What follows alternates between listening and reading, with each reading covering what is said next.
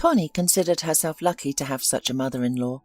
She heard countless stories from her close friend Heather, who was constantly tormented by her husband's mother, and all she could do was sigh in disbelief. "Just imagine," Heather said, her eyes wide with indignation, "my mother-in-law used to visit us unannounced as a surprise. And as soon as she entered the house, she would immediately check if the rooms were clean. She even used a white tissue to check under the bed. If she found even a speck of dust, she would run up to me, pointing her finger in my face and shout, 'What a shame! You haven't vacuumed in a year!' And that's not all. Then she would rush into the kitchen to inspect everything, opening the refrigerator and loudly exclaiming, 'How old is this soup? Did you make it yesterday? Are you crazy? Tom should only eat fresh food.'" Heather imitated her mother-in-law in a nasty, high-pitched voice. Despite the overall horror of the situation, it was impossible not to laugh. After that, she would meticulously inspect the bathroom and toilet, making sure the toilet bowl was spotless, the towels were snow white, and then she would check how her beloved Tom's shirts were hung in the closet, making sure that they were properly ironed. Heather continued. "What a nightmare," Connie sighed, relieved in her heart that she was incredibly lucky with her own mother-in-law. Not even in her worst dreams could Connie imagine Florence raising her voice at her or saying anything rude or impolite. Her mother-in-law was always surprisingly delicate and tactful. She never pressured Connie about grandchildren, even though Connie's own mother would constantly bring up the topic. "Connie, when are you and Robert going to have children? It's about time. I want to babysit my grandchildren." At family celebrations and gatherings, numerous relatives, aunts, great-aunts, and grandmothers of distant relatives would also press Connie, without any hesitation in their comments. "Connie, when are you going to get pregnant? You're not getting any younger. How old are you? 27? I already have my third child at your age." Connie always forced a smile and mumbled some unintelligible response. Questions about when she and her husband would have children always hurt her. It had been 5 years since their wedding day, and there were still no children. And it wasn't because they didn't want them. They did. They just couldn't. Every month Connie prayed that this time it would work, but she was always disappointed. After numerous tests and examinations, she was diagnosed with a rather serious condition that made it impossible for her to conceive. Connie was afraid that Robert would leave her, that one day she would become a burden to him, and that he would want his own child from another healthy woman. Of course, her husband reassured her that he loved her more than anything, and that having children, or not, didn't matter to him. However, Connie felt insecure and considered herself an inferior woman. Connie's mother-in-law, Florence, was a model of tact. She affectionately inquired after Connie's well-being, but never intruded with her innermost thoughts or made any inappropriate remarks, unsolicited advice, or uncomfortable questions. For this, Connie had a great respect and appreciation for her mother-in-law. She had never encountered a more benevolent and honourable person, and it seemed that Florence referred to Connie as her own daughter, and always cared for her as much as she did for her own son. Whenever Robert and Connie visited her, Florence greeted them with a warm smile and a table filled with delicious food. However, in the past months, Connie noticed that the woman, while still setting the table as usual, appeared incredibly fatigued and worn out, as if cooking had drained all her energy. "Florence," Connie said to her, "you don't have to work so hard for us. Standing at the stove for half the day tires you out. Don't make such sacrifices. Next time, please allow us to buy something for tea, and that'll be sufficient." The mother-in-law smiled faintly. "Connie, I feel perfectly fine.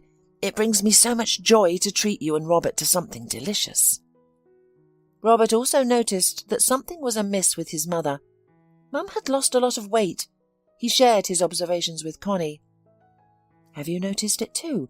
She insists everything is fine, while she looks exhausted and unwell." "That's just like Mum," Robert sighed. "She never admits when she's not feeling well or in pain." "Maybe she should get a checkup," Connie suggested. To check her blood, heart and other internal organs, just to be safe. I hope there's nothing serious going on with her, but it wouldn't hurt to be cautious. Perhaps she's simply exhausted. We should arrange a trip to the seaside for her. It's been so long since she last took a vacation, Robert proposed. Good idea, Connie nodded. However, when Florence heard about the plan to send her to the sea, she resisted and weakly argued, Oh, are you crazy? I'm not going anywhere. I have my garden, my chickens and my cat. They all depend on me. Who will take care of them if I leave? Don't worry, we'll take care of your vegetable garden and animals, Robert reassured her. I'll drop by after work. Connie will help, and if needed, we can ask your neighbour to help. Florence's neighbour was a young girl in her early 20s named Julie. She was an orphan who had been raised by her grandparents, and they had passed away a year ago, leaving her all alone. Julie occasionally visited Florence to assist her or simply have a chat. Julie won't refuse to help. Florence's face brightened upon hearing about her neighbour. I'll talk to her. If she agrees, then I'll go to the seaside. To be frank, Connie didn't particularly like her mother-in-law's neighbour. The girl always smiled timidly and shyly, behaving like an uncomplaining sheep. But deep in her heart, Connie knew what bothered her the most about the neighbour. It wasn't her modesty or her doll-like face with submissive eyes. Connie suspected that Julie had been hopelessly in love with Robert for a long time. Once, she shared her suspicions with her husband, but he only snorted derisively. Who? Julie? Come on, what love is there? I remember her as a snotty little girl, always following me when I went out with the boys. She's 10 years younger than me. I never thought of her as a girl, more like a little sister. Connie pressed her lips together and said nothing, but she thought to herself that Julie's childhood was over long ago, and she was no longer a teenager, but an adult pretty woman. However, Connie had no reason not to trust her husband. If he said that he did not perceive Julie as a girl, then it must be true. Florence was delighted with the seaside vacation. What a turquoise and clear sea in the morning. It's so gentle and warm. The grapes, straight from the bush, are incredibly tasty, and the ripe peaches are so juicy. The wave brings such beautiful shells to the shore. The woman shared her joy when Connie and Robert called her.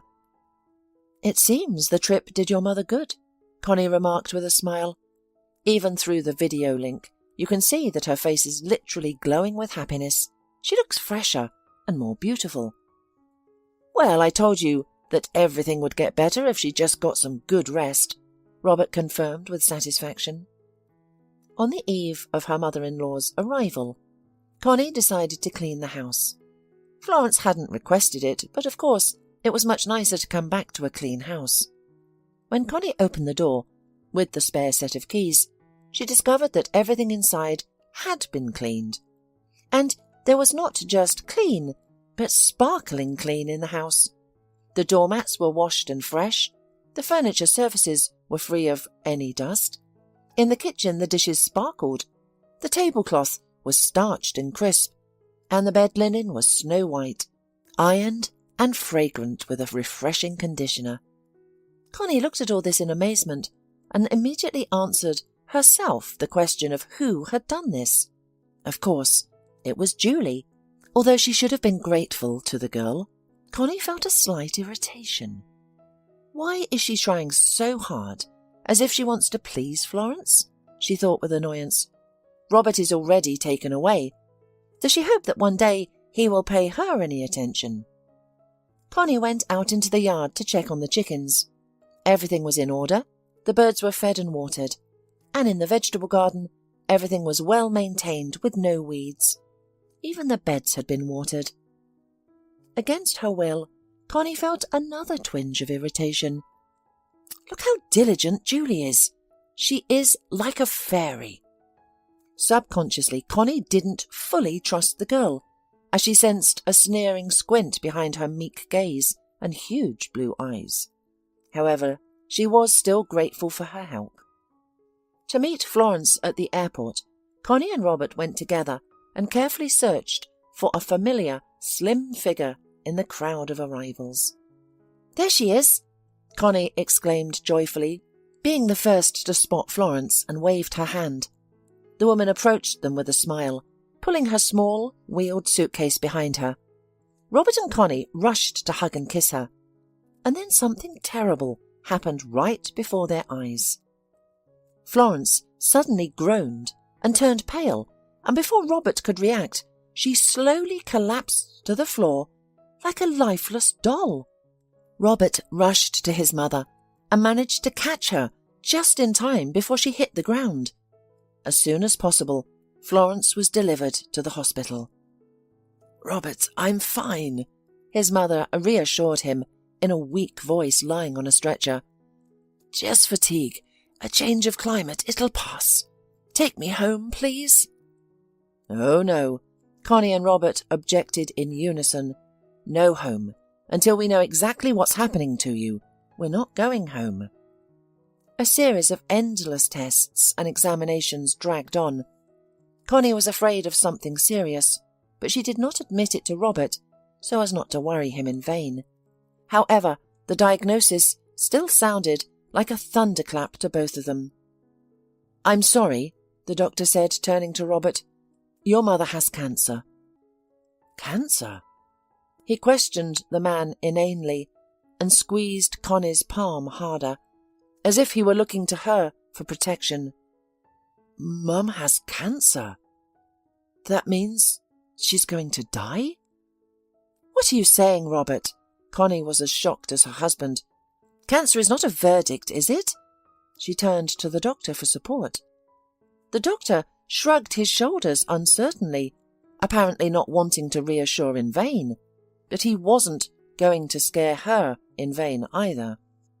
"There's always a chance," he said evasively. "Surgery, chemotherapy. I assure you we'll do our best, but unfortunately it's not always up to us." After the doctors leaving the couple, Connie said, "We should probably stop by Florence's house and get some things for her for the hospital. You know, a change of underwear, a robe, slippers, a toothbrush, a comb, and so on." "Yes, of course," Robert nodded. "Let's get going now. You'll help me pack everything so I don't forget anything." At Florence's house, Connie quickly found the required items and put them in a bag. Her husband had been sitting on a stool in the kitchen all this time, staring blankly at the wall. "I don't believe Mum can die," he said at last. His lips quivered like a hurt child's. "I don't want her to die." Connie rushed to her husband and hugged him tightly, pressing his head against her breast. "She won't die," she whispered fervently, covering his tear-stained cheeks with kisses. "She'll get help. Surgery will fix everything. I believe it." And her husband continued to shake with silent sobs. "Connie, I can't go to her today. I'll burst into tears as soon as I look at her. Couldn't you bring her things yourself? I'm afraid today. Today I can't stand it, and I'll ruin everything. I need some time to realize everything." "Of course, darling," Connie nodded. "I'll go to the hospital myself. You really need to calm down a bit and come to your senses." "Thank you, Connie," he said, pressing her palms to his lips. "What would I do without you?" She picked up the bag of belongings and inquired, "Are you going home now?" Robert shook his head slowly. "No, I want to sit here in my mum's alone for a while and think about everything. I need this, Connie, just to be alone for a while and process everything." "Of course," she said softly. "I understand. Stay here as long as you need to. I'll go straight home after the hospital and wait for you there. Call me if you need anything." If Connie could have known what would happen at her mother-in-law's house after she left, she would never have left Robert alone. The mother-in-law tried to remain calm. "There's no need to worry. The doctors are very experienced here and have a golden hand," Connie assured her, putting on an overly cheerful tone. "They'll operate and you'll be as good as new. Here are your things for now, and if needed I'll bring more." Florence asked weakly. "Where's Robert?" "He had to rush away on business. He promised to come and see you tomorrow," Connie lied. "Now try to rest and get some sleep. Tomorrow both Robert and I will definitely come and bring you something delicious." When Connie returned home, her husband still hadn't arrived. He was probably still at his mother's house. The woman didn't bother him with calls, deciding to prepare something tasty and nutritious for her mother-in-law. The hospital provided food, of course, but it couldn't compare to home-cooked meals. As Connie worked in the kitchen, washing, peeling and cutting vegetables, and cooking chicken broth, time flew by, and her worries subsided. However, evening came, dinner was ready, and Robert still hadn't returned. Connie hesitated and sent him a message. "Where are you?" He didn't immediately respond. "I'm still at my mum's house." "Should I expect you for dinner?" The message was read, but this time Robert remained silent for a very, very long time. Finally he wrote, "I want to stay here for now. Have dinner and go to bed without me. I'll be home late. Good night." Trying not to show her disappointment, Connie wished him a good night too and sighed. She didn't feel like eating alone. She tossed and turned in bed for a long time, feeling its emptiness and coldness without her husband. Sleep finally washed over her. Connie fell into a deep slumber and only woke up when she heard the sound of the key turning in the lock. She jumped out of bed. But what time is it? Connie looked at the clock and couldn't contain her surprise. Wow, it's 8 o'clock in the morning. So Robert didn't sleep at home at all tonight. Quickly throwing on a silk robe, Connie rushed out to meet him and was shocked by what she saw. Robert reeked of alcohol from meters away, and he could barely stand on his feet, staggering and clutching onto the walls. Connie had never seen her husband in such a state, and it left her incredibly confused. Avoiding eye contact, Robert apologized. I'm sorry, Connie. I don't know how it happened." And suddenly broke down, sliding down the wall to the floor and covering his face with his hands. Connie gently stroked his dishevelled hair. "Did you get drunk because of your mum?" she asked in a trembling voice. Robert shook his head. "I'm a scoundrel. I'm a jerk, Connie. I'm unforgivable. A real wretch." "Why are you blaming yourself so hard?" Connie cradled his head against her chest. For a moment it seemed as if her husband's scent was mixed with another woman's perfume, but she quickly dismissed the thought. What nonsense was she thinking? It was probably just her imagination running wild. "Your reaction is natural and understandable. You're worried about your mother." Connie comforted him. "You have nothing to apologize for." But Robert kept sobbing so bitterly and inconsolably that Connie's heart was literally torn with grief. At that time she did not know that the reason for his tears was not his mother's illness, but something else.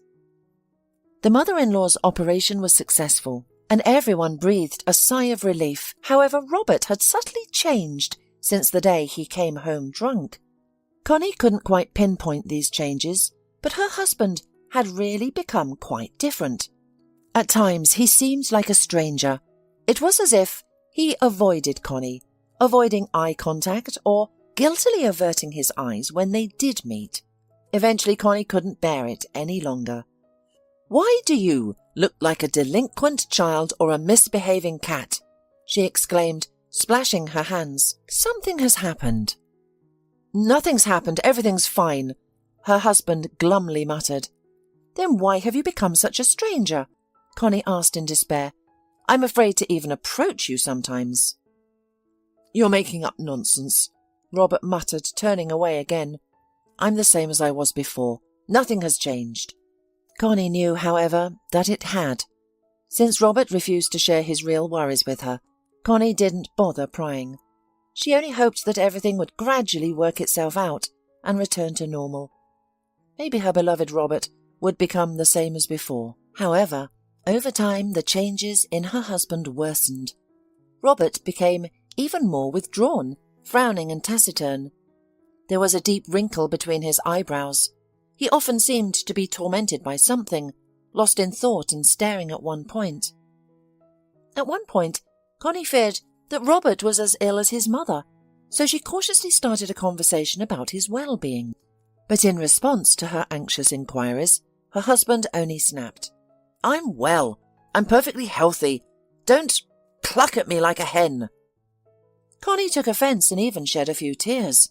Robert, of course, immediately came to his senses, pulled her close and buried his face in her hair, just like before. "Forgive me, Connie. I've worn you out." Here he is again, asking for forgiveness. Connie wondered, what is it that oppresses him so? Then she began to notice that Robert was staying late at work more and more often. At first she didn't think much of it, especially since her husband said he had been at his mother's house. Connie had no reason to suspect him of deceit, and yet these frequent visits to his mother started to worry her. She even started feeling again that Robert smelled of someone else's perfume, and it certainly wasn't Florence's perfume. Connie didn't know what to think. Once, despite despising herself for doing so, she dialed her mother-in-law's number and asked how she was doing, inquiring about her health. Then, as if casually, she asked, "By the way, is Robert still at yours?" "Yes," the mother-in-law replied hesitantly. "He's in the vegetable garden now. I asked him to water the flower beds." "Did he water the beds yesterday too?" Connie asked, hesitating a bit. "And the day before yesterday? And 3 days ago? And last week?" "Connie," her mother-in-law said, "did Robert hurt you in some way?" Connie immediately cooled down. She felt deflated like a balloon that had all the air let out. "No," she said, "I'm sorry, I'm just being foolish. Of course Robert didn't hurt me, and I'm glad he's helping you." However, as she hung up, Connie pondered deeply. Maybe I should go to my mother-in-law's house myself to see for sure that everything is all right, that Robert is really just helping his mother and not involved with another woman. And so she did. Connie convinced herself that she was only going to see Florence, but deep down she knew that she wanted to make sure her husband and his mother weren't deceiving her. Robert was indeed at his mother's, and Connie witnessed an idyllic scene of a peaceful tea party at her mother-in-law's house. At the table sat Florence herself, Julie, and Robert. At the sight of Connie, all three of them looked embarrassed, as if Connie had witnessed something obscene. Florence tried to overcome from the awkwardness by fussing and chatting lively. Julie lowered her head, pretending to be deeply engrossed in her teacup. As for Robert, he first turned pale, then red, before finally exhaling and asking, "What are you doing here?"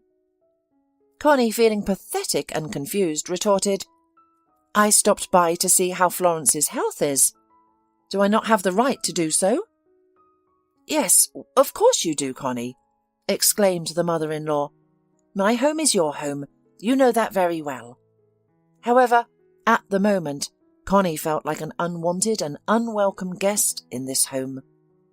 "Well, I should probably go home," Julie said meekly and sheepishly as she quickly stood up from the table.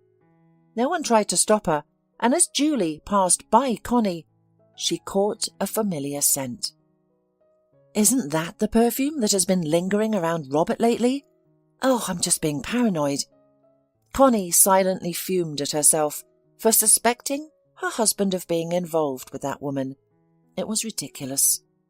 After Julie left, the atmosphere became even more unbearable. All three of them, the mother-in-law, Robert and Connie, felt awkward and constrained. Time was passing, week after week, month after month. Florence had to undergo regular examinations at a clinic to prevent a relapse. It was during one of these examinations that they received the devastating news that the disease had returned. It hadn't gone away. It had only been lurking and had now struck with renewed vigour, affecting other organs. The sight of Robert was heartbreaking, and Connie could barely hold back her tears upon hearing the doctor's verdict. This time there is no hope. Prepare yourselves. It's a matter of a couple of months, at most 6.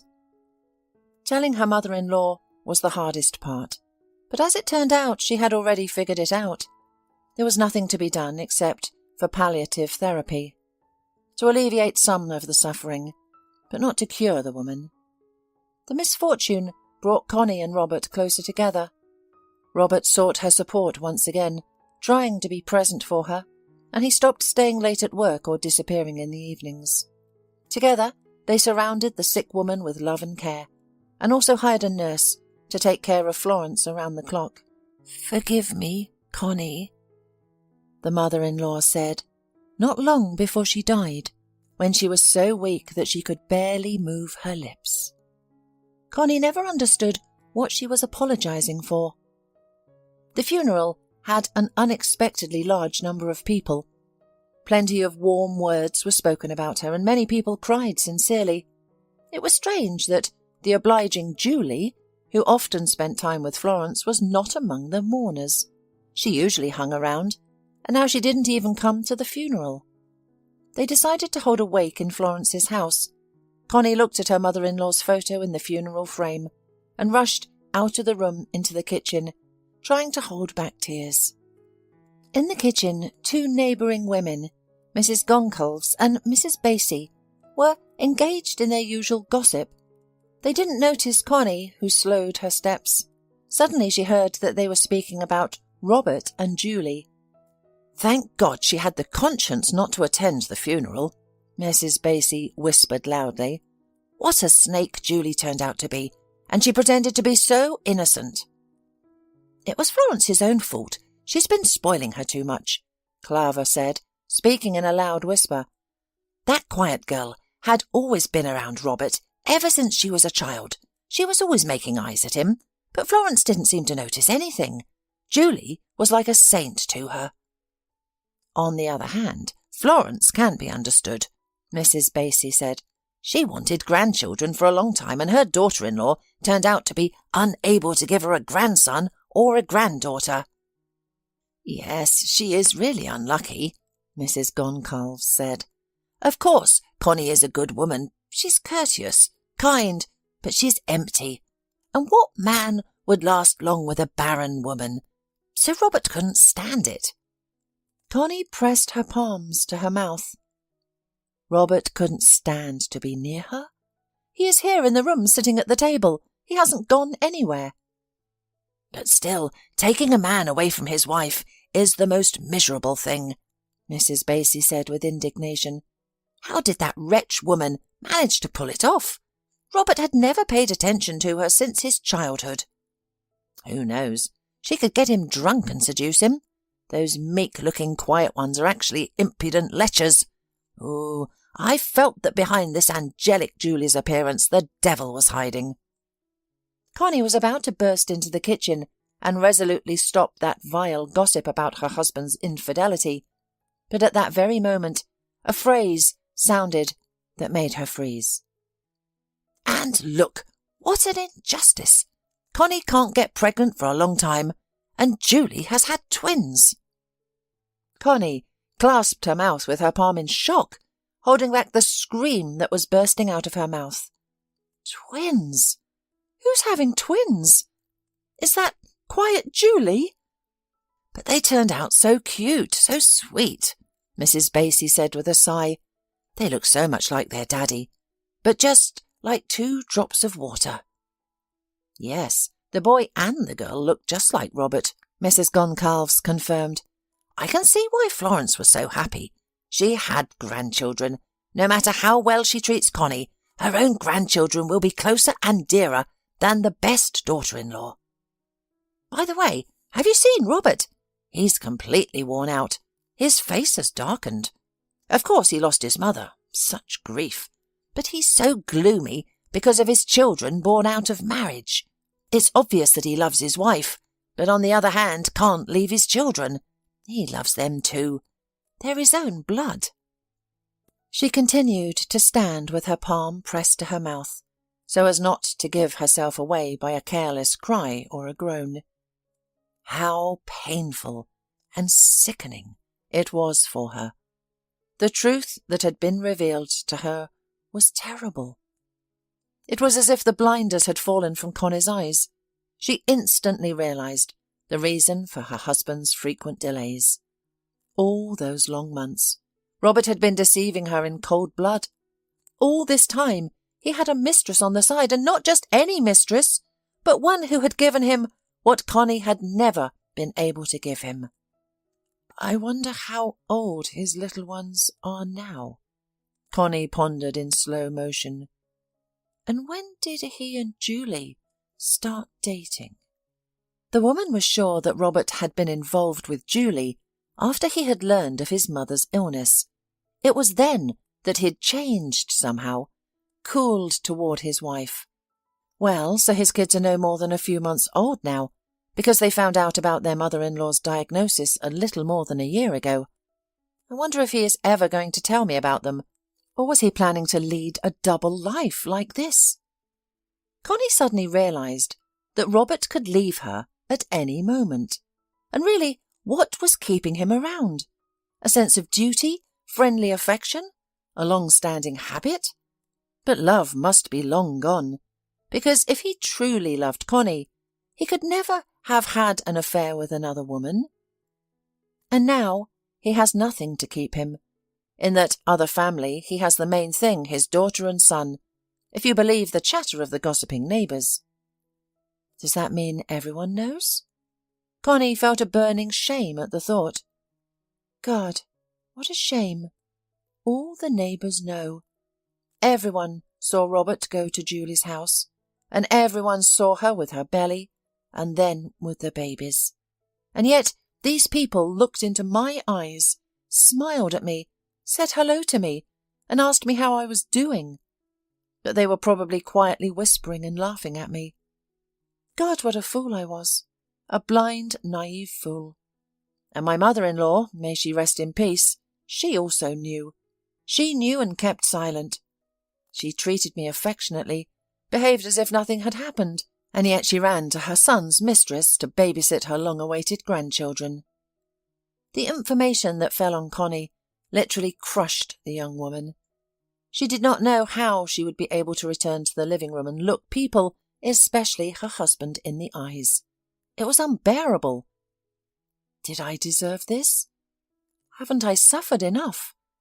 I have become a laughingstock. Connie entered the kitchen and put the dirty plates she had in her hands into the sink. Paying no attention to Mrs. Goncalves and Mrs. Basie, quickly they stopped gossiping. Connie, you must be tired, my dear. Sit down and rest. I'll wash all the dishes myself. Yes, Mrs. Basie added. Rest, you're so tired today. Oh, yes, Connie thought unhappily. I'm really exhausted.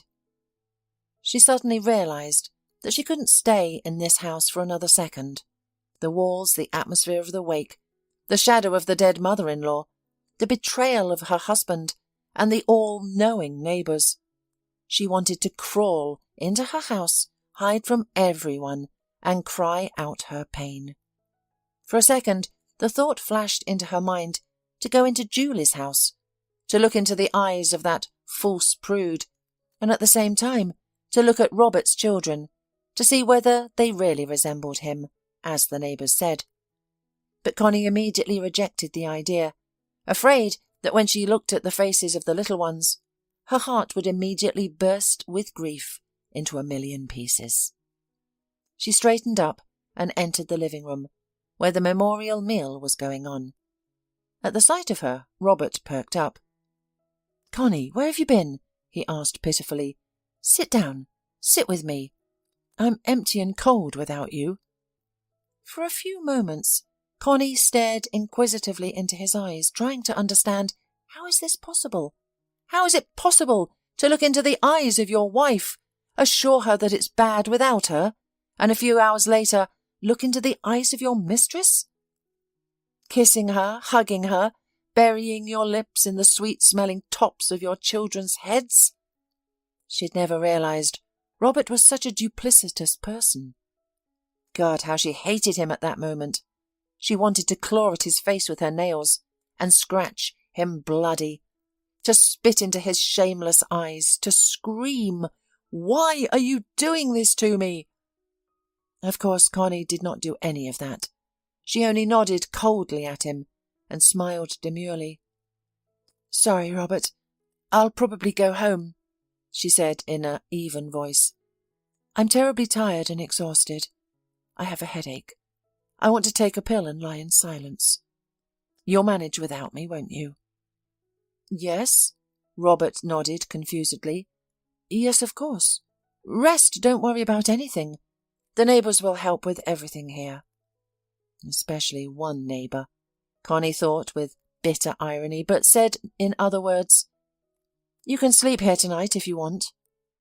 "With your mistress and children, she'll be glad," she finished mentally. But her husband shook his head fearfully. No, I don't want to be here. I want to be with you.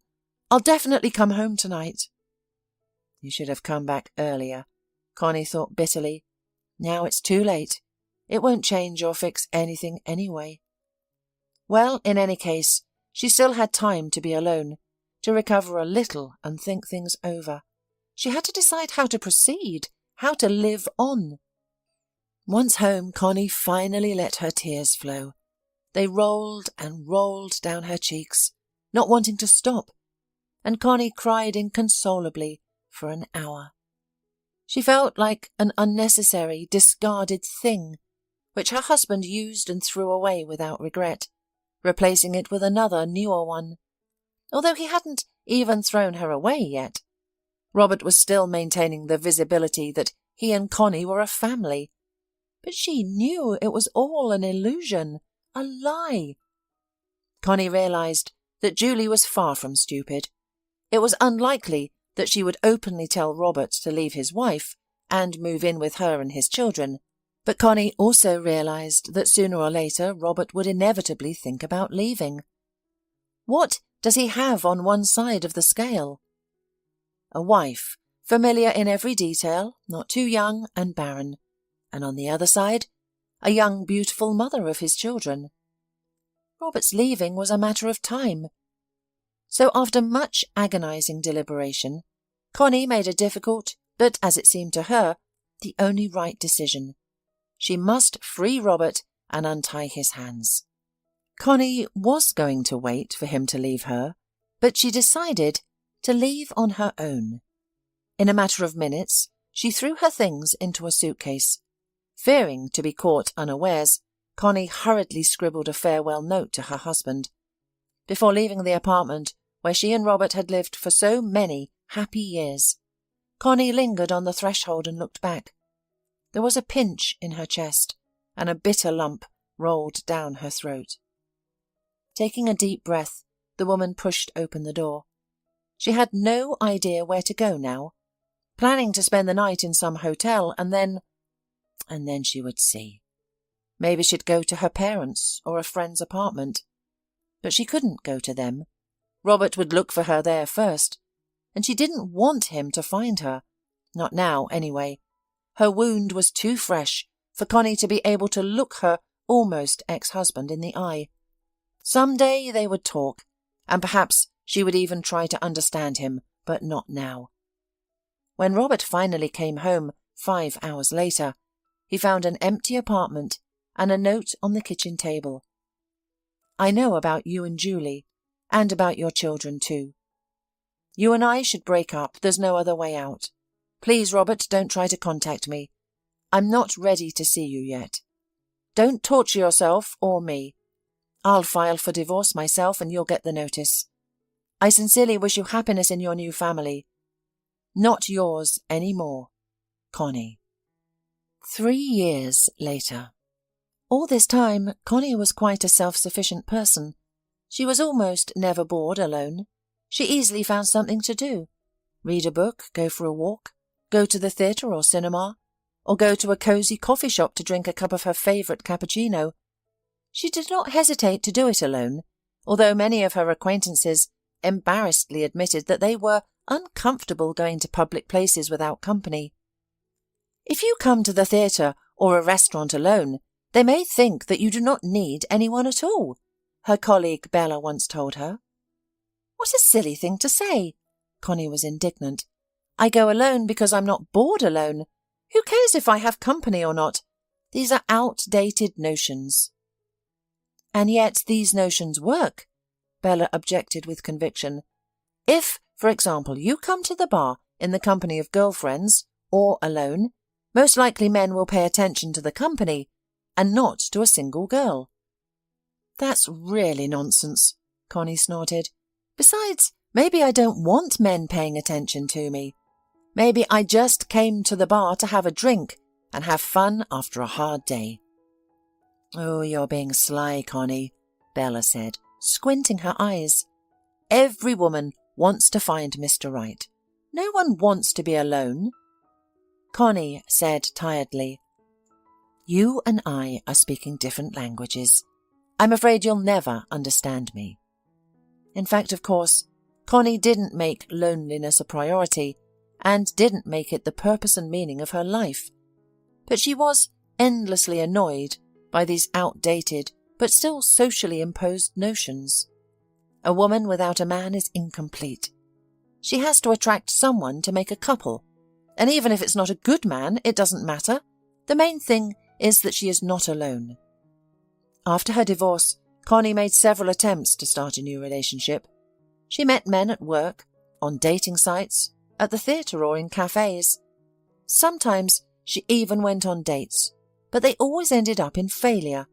It wasn't because the men were bad, but because Connie couldn't help but compare them to her ex-husband Robert, and every time the comparison was not in favour of the new suitors. She couldn't find that same level of compatibility with any other man. Since leaving home 3 years ago, Robert had repeatedly tried to meet and speak with Connie, but every time she managed to avoid the meetings. I want a divorce and that's it, she would repeat adamantly.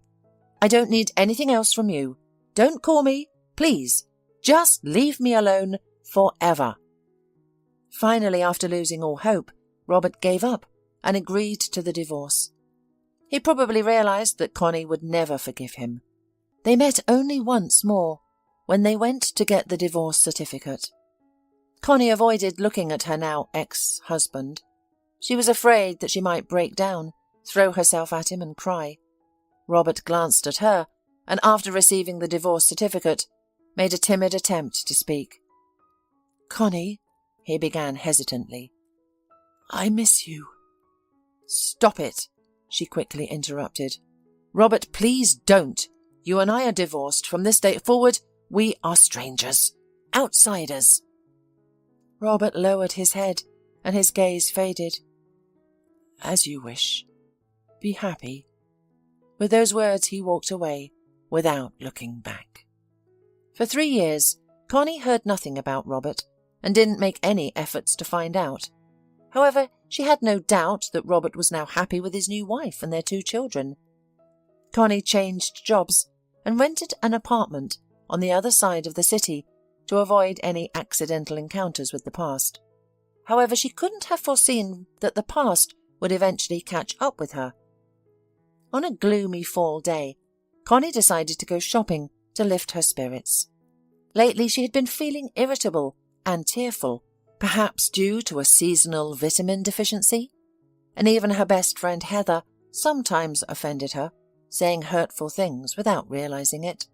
For instance, they had been trying to meet up for weeks, but Heather kept postponing and rescheduling the meeting, first from Friday to Saturday, then to Sunday, and so on. Listen, Connie couldn't take it anymore. Let's decide. I shouldn't have to cancel my plans every time and adjust to a time that suits you. What's there to adjust? Heather said it dismissively. You don't have kids. You can go out at any moment. But I need to plan everything, from picking up the kids from kindergarten and school, checking their homework and feeding them. You have no idea how much mothers have to take care of. I can't even imagine. You're right, Connie confirmed quietly, and Heather didn't even realize that she had thoughtlessly blurted out something tactless, inadvertently offending her best friend. Walking around the mall, Connie suddenly heard crying and slowed her pace and listened. She turned her head around, trying to locate the source of the sound. Just a few meters away from the food court, a little girl was crying bitterly. She was about 3 years old.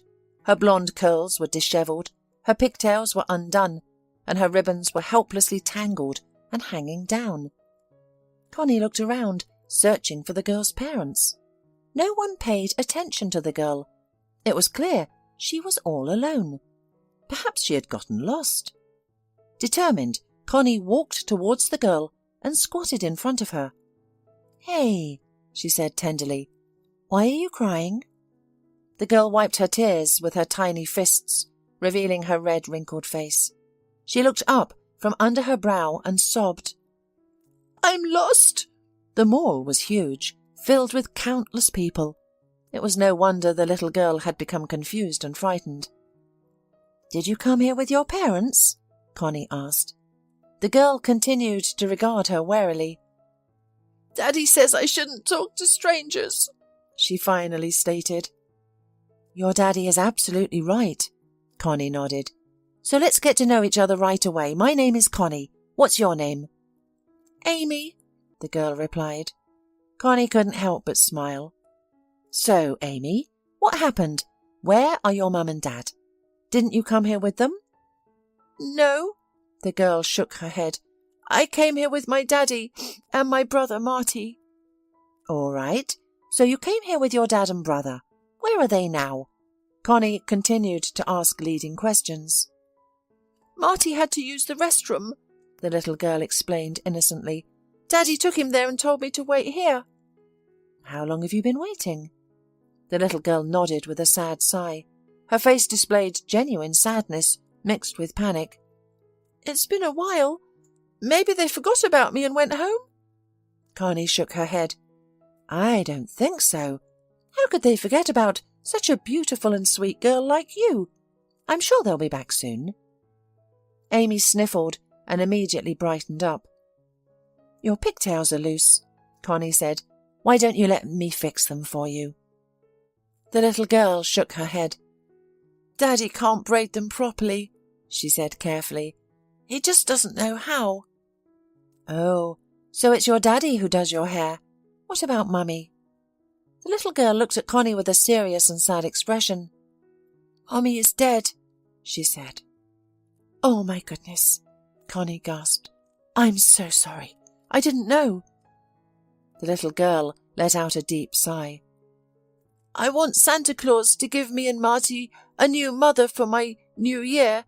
Daddy says it doesn't work that way and that he can only give me a toy, but I hope anyway," she fervently and convincingly added, clasping her hands to her chest. "Okay," Connie nodded with a sigh. "Let's think about how we can find your daddy. You don't have a cell phone, of course?" "No," Amy waved her hands. "Dad says I'm too young." "Well, that makes sense. And you don't know his cell phone number, I assume?" The girl shook her head. "All right. At least, do you remember your name?" "I said my name is Amy." The little girl furrowed her brow in frustration, as if annoyed by Connie's lack of understanding. "No, I mean in full. First name, last name." "Ah, I'm Amy Chase." Connie shuddered involuntarily. It had once been her last name too. "And what's your daddy's name?" "Robert." Connie couldn't believe her ears. Was it a coincidence? How many Robert Chases were there in the world? She gazed inquisitively into the girl's face, trying to catch a glimpse of her ex-husband's features, and was horrified to find them. The same cut of the eyes, the same curve of the eyebrows, the same shape of the nose, and the same pattern of the lips. One had to be blind not to notice the obvious resemblance at first sight. "And your brother Marty?" Connie asked in a suddenly grey voice. "Is he the same age as you?" "Yes," Amy nodded proudly. "We have a birthday on the same day. We're twins." But as soon as Connie regained her composure, an excited voice sounded nearby. a voice she wouldn't mistake for anyone else's. "Connie, is it you?" Still squatting in front of the little girl, the woman slowly lifted her head and locked eyes with the eyes she could recognize from a million others. "Hello, Robert," Connie said softly, standing up.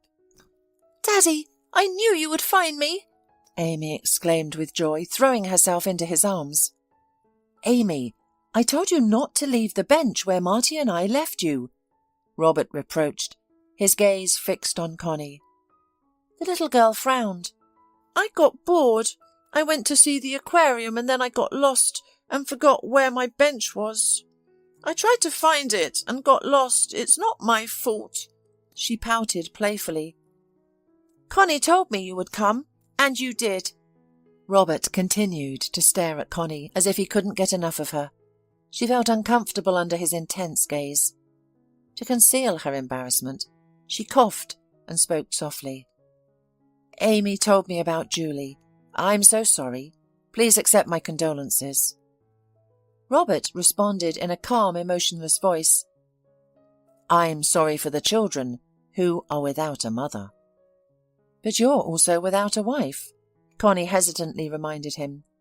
Robert shook his head and spoke slowly, looking directly into Connie's eyes. "Julie and I were never married." Connie caught her breath. "Why?" she asked, although it was none of her business. After all, why did she care why they hadn't got married? Many families simply live like that. The important thing is that he accepted the children. "Because I didn't want to marry her, and I never loved her," Robert said firmly. "But then how?" Connie swallowed a lump in her throat and glanced at the twins, who were already happily chatting and laughing with each other.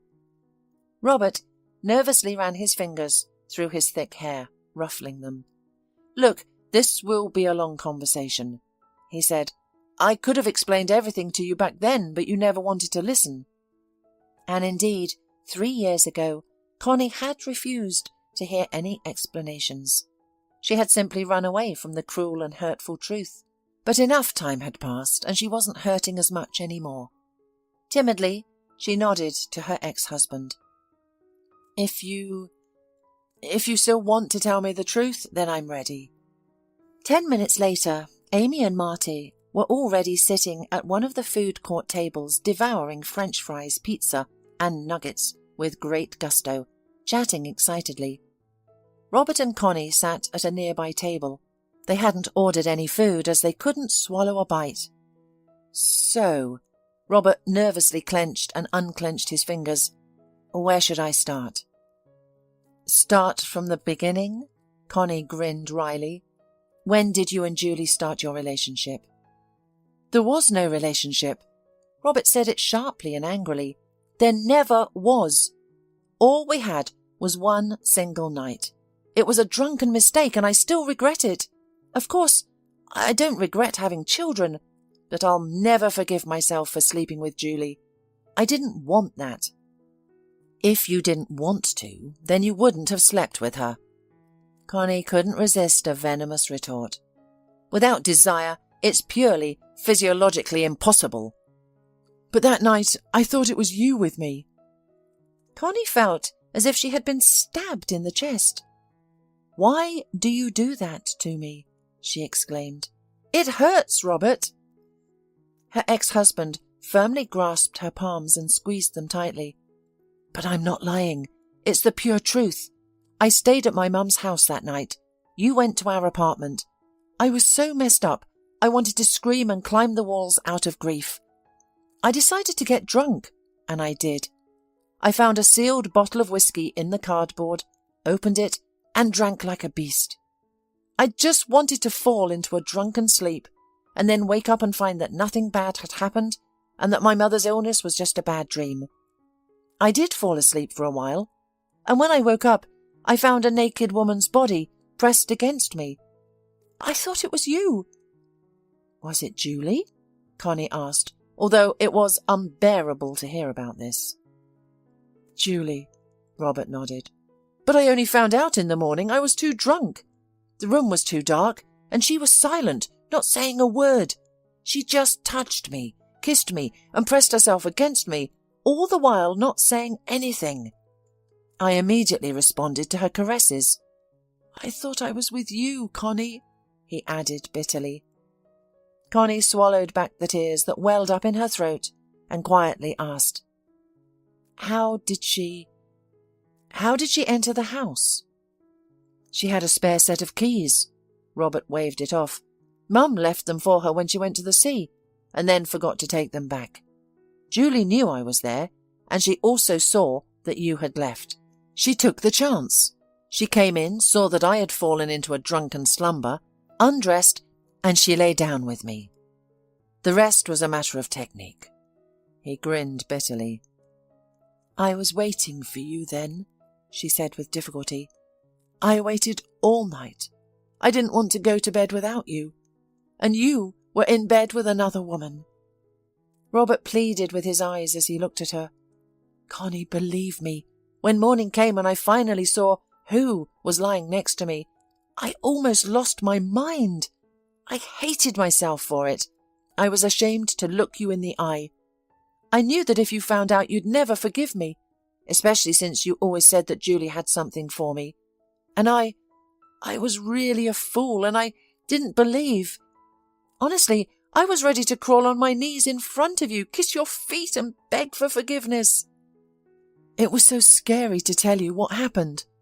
I was trying to find the right moment. In short, I just chickened out, he added in despair. And 3 weeks later, the radiant Julie informed me that she had taken a pregnancy test, and it was positive. Robert finished weakly, lowering his head. Connie was at a loss for words. The situation before her was entirely different from what she had imagined. The pain of betrayal still lingered, but the circumstances had changed. Robert hadn't intentionally deceived her. It had simply happened. Somehow, she felt certain that her ex-husband was telling the truth, and everything had happened exactly as he had described. Meanwhile, Robert continued his sombre narrative. There could be nothing between us except for that one night. Of course, I wasn't going to abandon my children. I promised to provide financial support and help with their upbringing. I supported Julie during her pregnancy, taking her to doctors, buying medication and vitamins, and helping with the baby's things. She needed a special stroller and a larger crib. It's ironic. I had always dreamed of having children, but it wasn't the woman I loved who gave birth to them. And yet, I still love her, Robert added quietly. Connie lowered her head, trying to hide her tears.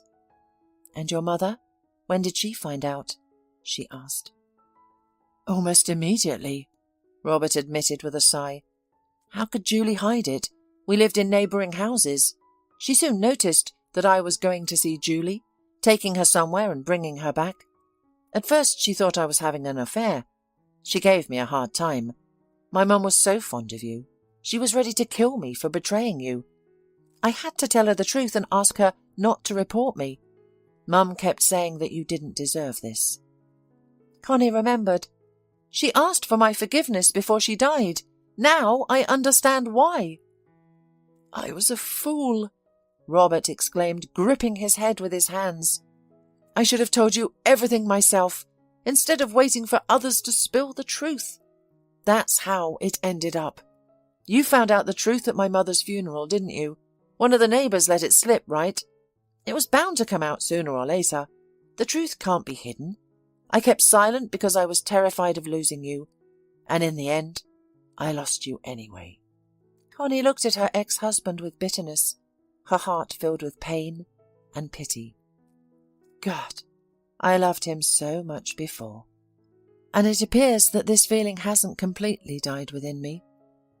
Yes, Robert is to blame. He bears a lot of responsibility. But I am also at fault. I didn't want to hear his explanation.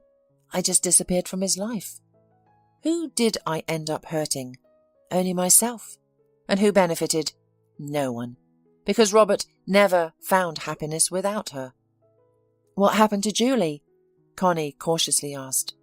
She was in a car accident. Robert explained briefly. She had just gotten her driver's license and wasn't very confident yet. She lost control of the car in the rain. Thank God the kids weren't with her. How old were they at the time? Connie inquired. Barely a year old. They certainly don't remember their mother. As if realizing the conversation was about her and Marty, Amy looked at her father and smiled reproachfully. Dad, are we going to get ice cream? You promised. Ice cream will be waiting at home, Robert said firmly, instantly transforming into a caring father. You and Marty should be taking your afternoon nap by now. You'll get your ice cream when you wake up. The girl clapped her hands, then looked at Connie. Can Connie come to us too? The little girl added. Robert stared at his ex-wife as if his fate relied on her answer. We have to ask Connie, he finally croaked. Will you come with us? Amy asked earnestly. Please, we have tasty ice cream at home. Connie finally managed to speak. It depends, she said slowly. Do you have ice cream in a waffle cone at home? It's my favourite, and I can't do without it. Yes, we have it. Daddy loves it too. He always buys it, Amy exclaimed. Well then, Connie smiled, I will happily come to you. That Christmas, little Amy's wish came true. Santa Claus gave her and her brother Marty a new mother. A wonderful, loving and caring mum. Because if you believe strongly enough and truly want something, it will eventually come true.